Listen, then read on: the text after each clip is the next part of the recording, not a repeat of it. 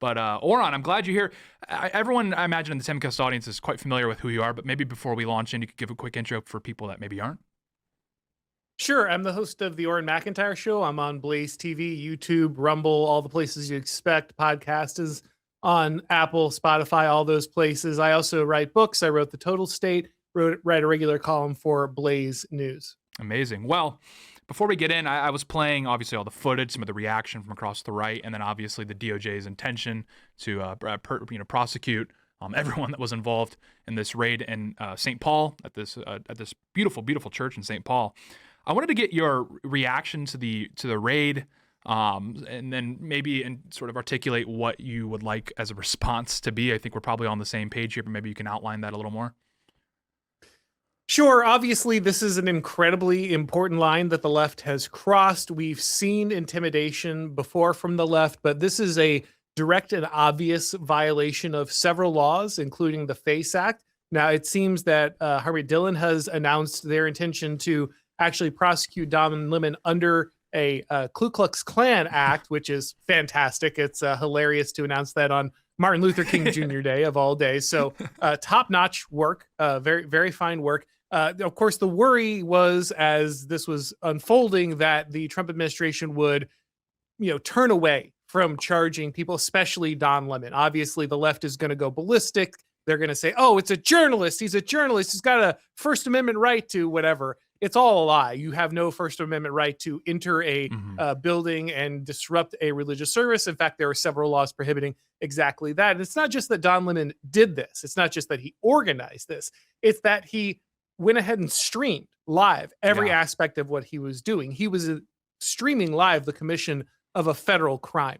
This cannot go unpunished. It's not just that Lemon needs to go to jail. He needs to go to jail 4 years. He needs to do real jail time. No house arrest, no pleading out. This guy needs to be rotting in prison. This is a unprecedented violation in the left's escalation, and it must pay deeply. Yeah, I mean, I've been sort of articulating this point as the situation in Minneapolis has been unfolding, and the point I'm making, and you'll probably be in agreement, is it's imperative that the Trump administration sends a message now with this situation because, again, this is A, setting the tone for 3 years, and it could be a massive victory, again, for the base, these sorts of things. But B, this is the leftists kind of sizing up the Trump administration right now. That's what's going on. They want to see what exactly they're able to get away with because obviously in Trump 1 and obviously throughout the Biden administration, they were able to operate with a degree of impunity, and maybe you'd see some arrests and they would get released a few days later. You certainly didn't see any high-profile arrests, even though we're still waiting on some high-profile arrests in Trump 2. But like you said, this is a different level here because when you're seeing these people interact with ICE agents, brawling with ICE agents or police or any other three-letter agency, as Americans, we're kind of like, okay, well, that's clearly the left sort of combating with the government. That's a degree removed from us to some aspect. It's when you see it in a church, especially people on the right, obviously, lots of devout Christians. I mean, I myself grew up a Southern Baptist. So when I see that, I'm like, that could have been my congregation. When I see the way those people speak and the way that they respond to Don Lemon with a very gracious, loving kind of attitude, it just takes me back to church growing up. Like, these are my people. And so this is why it feels like a next level infraction. Yeah, this is very similar, I think, to the death of Charlie Kirk. It has it's similar in that it goes beyond, as you say, when someone shoots at Donald Trump, it's evil, it's horrible. The Trump administration should have done more to go after the left at the time. But there's a certain level of, okay, you become president of the United States, you get into national politics, there's a certain level of risk assumed. Right. We know that presidents have been assassinated. It's terrible when it happens, but it doesn't shatter our perception of reality. Yeah. When Charlie Kirk gets shot, this could be your brother. This could be your son. This could be your husband. This is a normal guy. Yes, he's powerful. He's involved in politics, but he doesn't hold state power. He's not radical. This could be you. Right. And the same thing here with the church. It's another scenario, as you said, where when leftists are brawling with ICE, everyone can Monday morning quarterback whether this ICE agent thought he was going to get run over. They're wrong. This was an attempted murder, and the woman absolutely deserved to be shot, and her girlfriend should be in jail for encouraging that assault. However, we do understand that ICE agents are taking on a certain level of risk when they involve themselves in that job. Once it breaks into places of worship. We're now talking about leftists hunting down and intimidating innocent people. And to be really clear, if they could have shot those people, they would have. Mm-hmm. Like, don't fool yourself for a minute. Right. These people are Bolsheviks. They would have lined those people up against the wall if they had the option. And they will. Like, they will get there. We have to put the foot down now. And this means that obviously we need to see right action from the government. I'm glad to hear them taking strong stances. But this also means that churches need to prepare. Okay, Mm-hmm. those people should have been physically removed from the building. And if they attempted violence, they should have been met with lethal force. That is where you need to be. There's nothing unchristian about defending your church, and Mm-hmm. you need to be ready. We've already seen terrorist attacks on churches. We've already seen that guy drive into the church and shoot at people.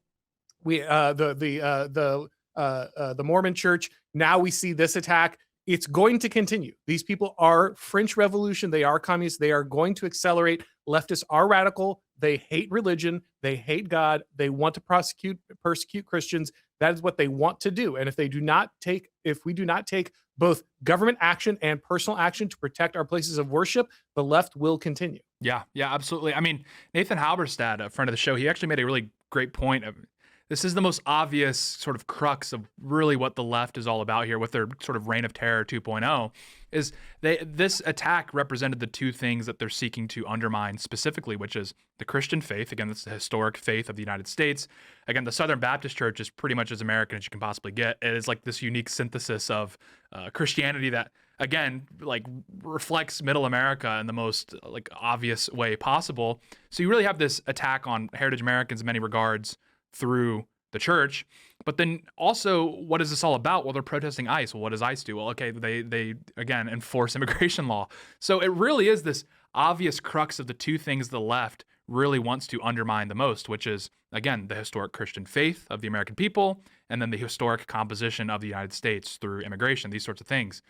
I mean, again, to your point, I mean, these churches need to kind of understand what time it is. I mean, I can understand why up until now, so to speak, a lot of these churches are sitting back and saying, okay, well, it's so random that, maybe we don't have to worry about it. But I go back to even the Sutherland Springs shooting a few years ago in Texas. I think at that moment, a lot of these churches really needed to have conversations about security. Like, hey, I don't know if it's TSA level, but we certainly need to have plan of action here. These conversations need to be happening.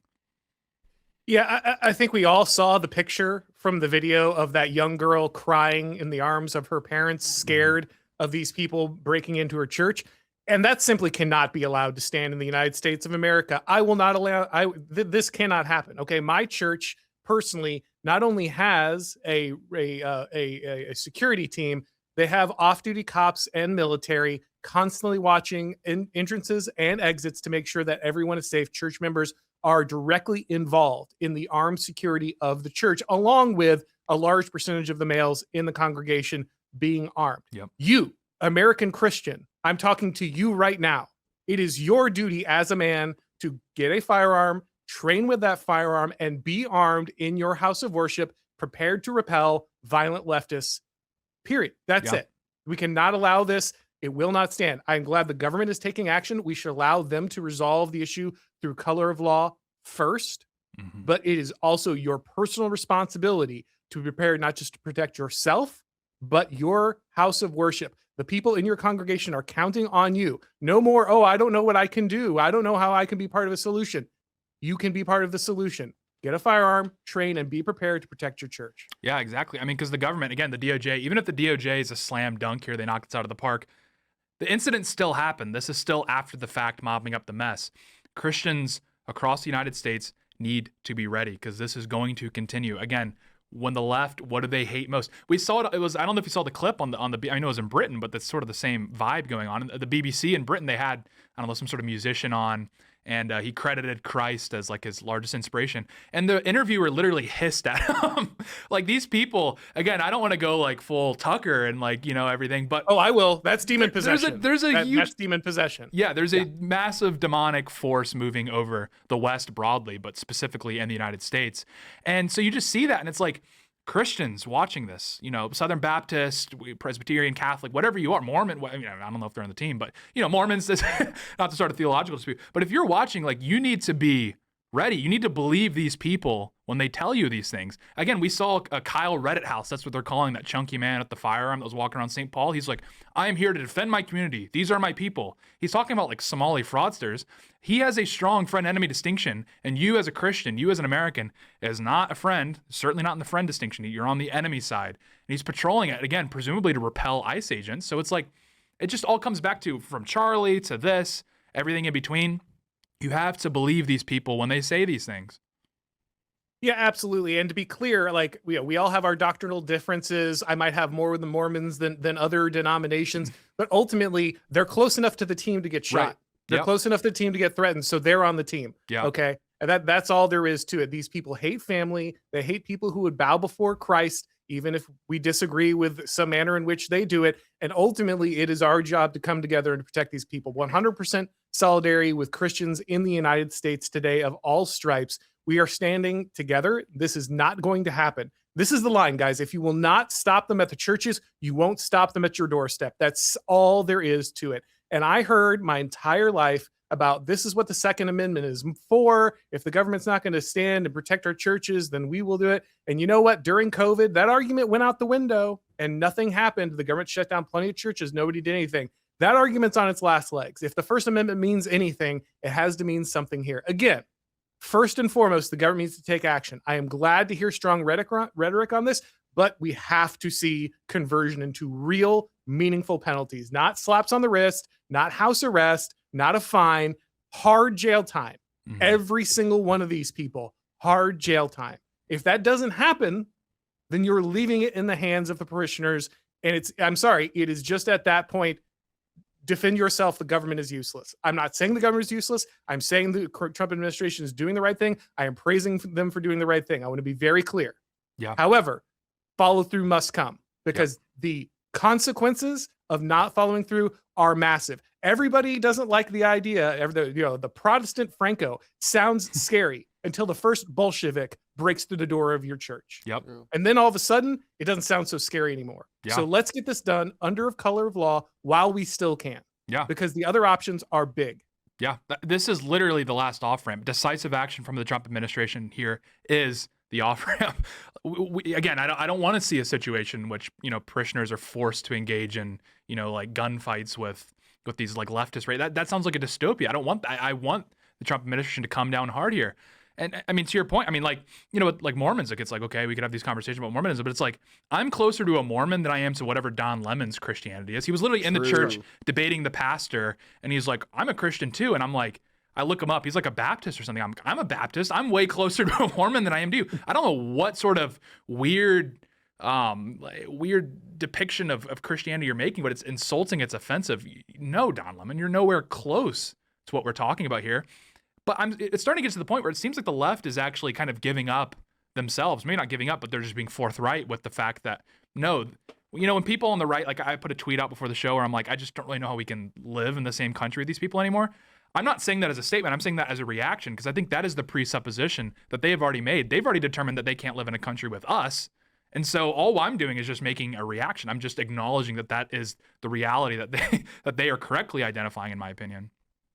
And it's so important that this is recognized by every religious denomination, every Christian denomination. We saw, Baron,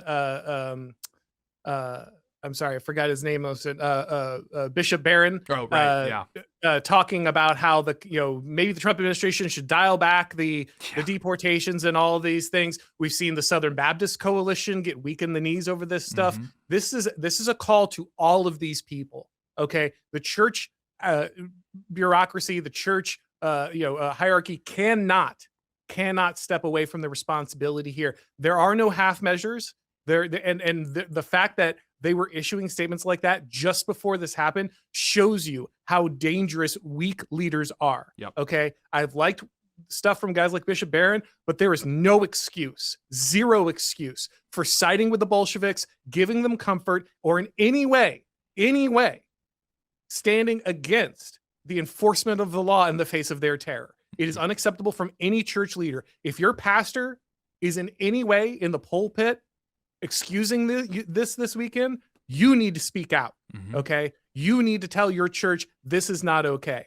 We need to stand strong against this. And I don't want to see anyone from the Southern Baptists to the Catholics saying anything different. This is a gross violation of the First Amendment, a direct attack on our freedom as Americans, a persecution of Christians, and it will not stand. So I hope that this speaks directly to church leadership. There cannot be any weakness in this area. Yeah. I mean, if you're a church leader, whether you're, again, Southern Baptist, Catholic, Lutheran, and you're sitting back and you're scratching your head, like, how have we lost so much ground over the last few decades? You know, why are so many people not finding value? I mean, I know these things are reversing to some degree with Zoomers, but by and large, Americans, again, have sort of abandoned Christianity in a lot of regards, and they're sitting around scratching their heads like, why could this happen? It's like, because of that, of this weakness, of this just meekness, and this, again, just constantly trying to capitulate ground to the left, hoping that maybe if you just give them enough, then they'll be able to leave us alone. That's not going to happen. Central to their belief, they see Christianity as a roadblock. They see it as an imposing force, and they correctly have identified it as, again, the thing holding them back from total liberation, you know, these sorts of things.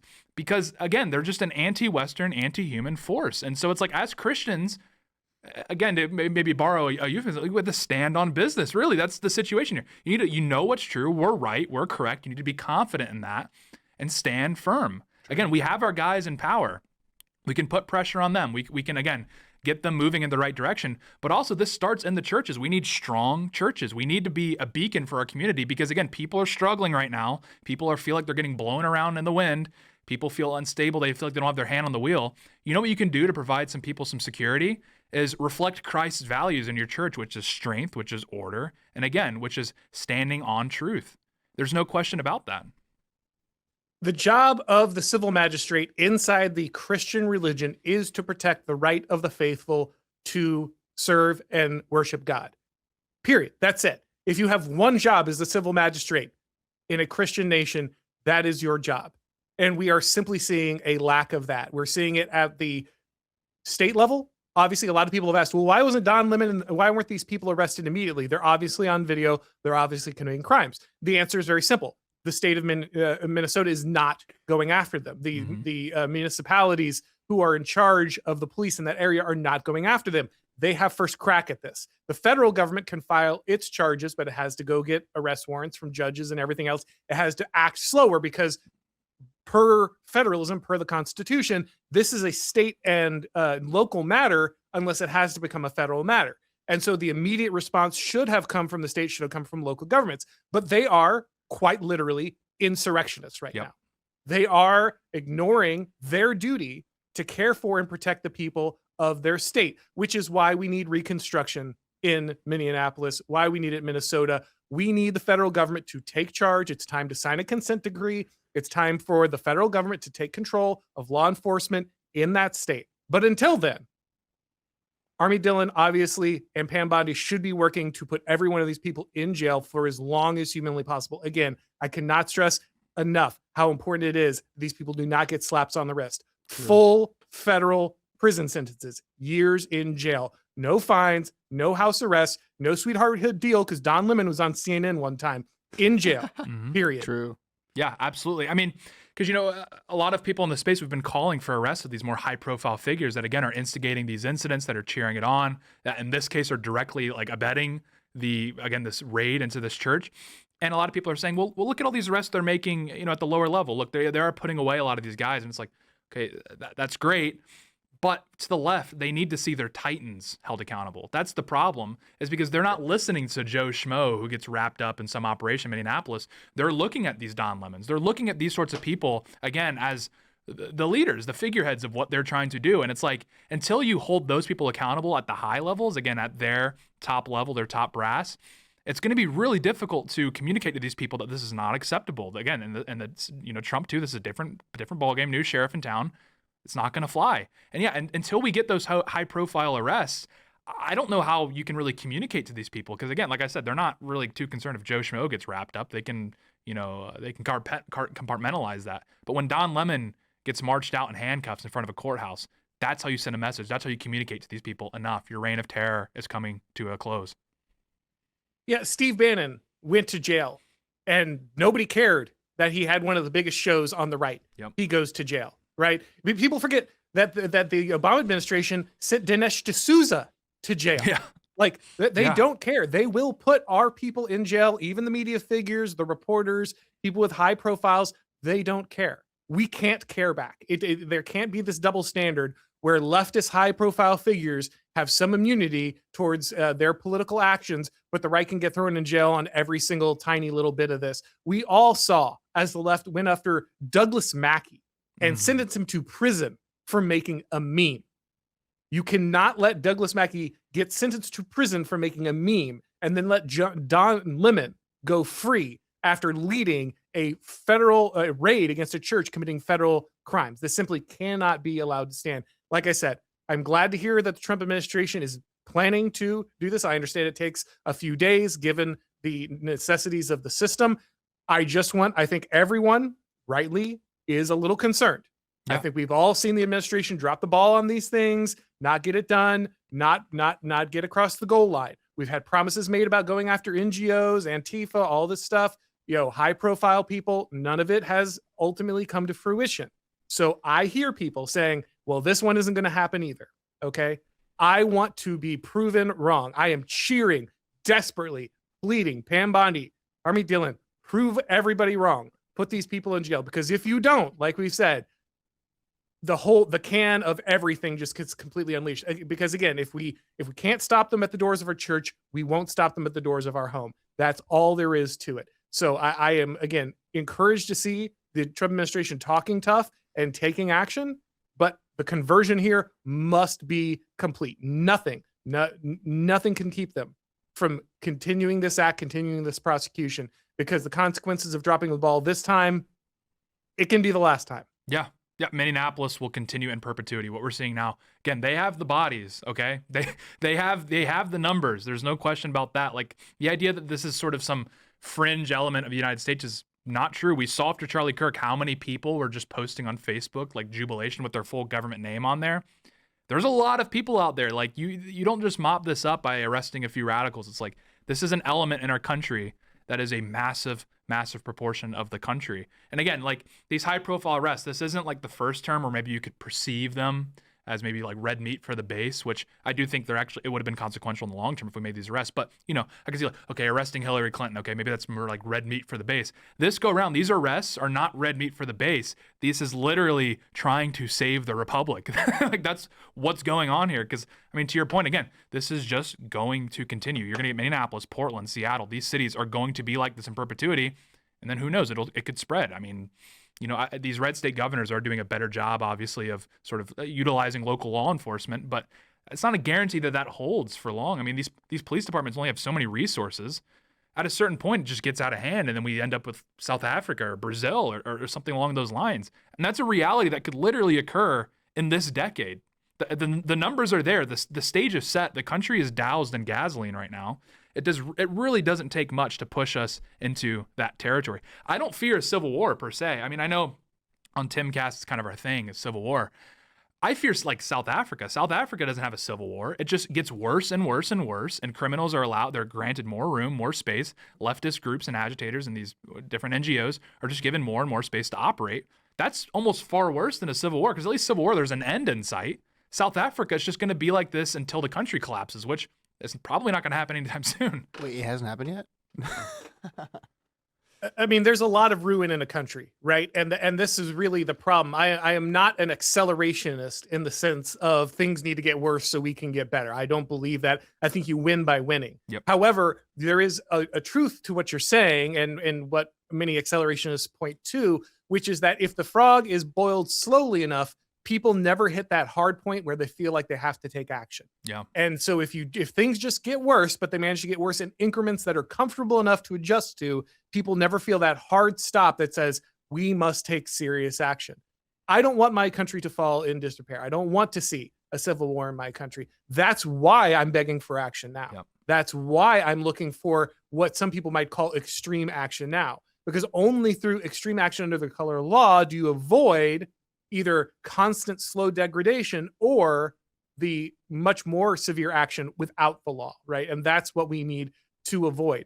I am very worried, as you say, that we won't get a civil war and that we will just get a slow breakdown of the country because everyone falls into complacency. And that's why when I say here, this is the line, I don't mean because tomorrow there'll be civil war. I mean, because if you allow the Bolsheviks to go past this line without consequence, there will be no stopping them. They just will continue to creep through everything. And that's why I think it's critical for action to be taken. I know people are worried about the political, the optics, all these things, but you know what gets the administration's approval rating up?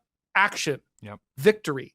That's what people feel. That's what they felt when Trump entered office, when the executive orders were flying, when victories were being secured, when his approval ratings were up. It's because he was taking strong action. The reason he's been mired down, the reason you're seeing the approval ratings fall is because people are starting to lose that energy. Curtis Yarvin talked about Rubicon energy coming in to the Trump administration when it first happened and the lack of it. This is an opportunity to regain that energy. The left has made a critical mistake. This is a real, serious optical nightmare for them. There is very little they can do except for their most extreme radical Bolshevik base to sell the idea that it's okay for them to storm churches. Okay, that is the worst. When you see a small girl crying in the corner over her church being stormed, that is the worst possible optics. Plus, they actually violated plenty of laws that we can charge them for. This is the perfect situation to lay down the hammer under the color of law and show the left what needs to happen here. It's also a good way to show the base you still care,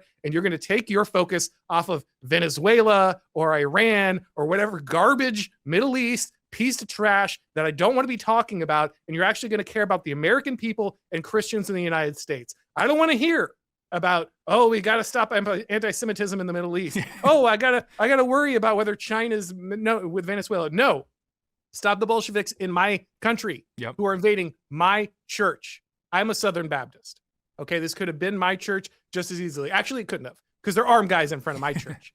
But I don't want to see a single person who shares my religious beliefs being put in this situation. And so this has to change. And like I said, action is what's going to drive victory for the Trump administration here. True. And again, I'm glad to see them realizing that, talking the talk. Let's see that walk as well. Absolutely. I concur 100%. Auron, thank you so much for hopping on.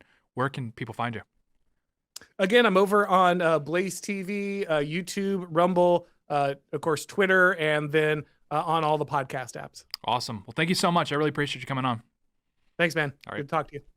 Alrighty, well, that was the great Auron MacIntyre. It's absolutely true. I mean, again, you give these people an inch, they'll take a mile. We're dealing with Bolsheviks here. I mean, just thumb through a history book, you'll see what these people are capable of. So with that, we'll be back tonight for Timcast IRL at 8 p.m. Come give me a follow on X and Instagram at Real Tate Brown. Come hang out. And we're going to go raid Dvory Darkins. That raid probably already went on. So It's already gone. It's already gone. So most of you guys aren't even seeing this. But for those who are, well done pressing the opt-out button, because a lot of people don't see that, including myself. I get raided all the time. So thank you very much for watching, and we will see you guys next time.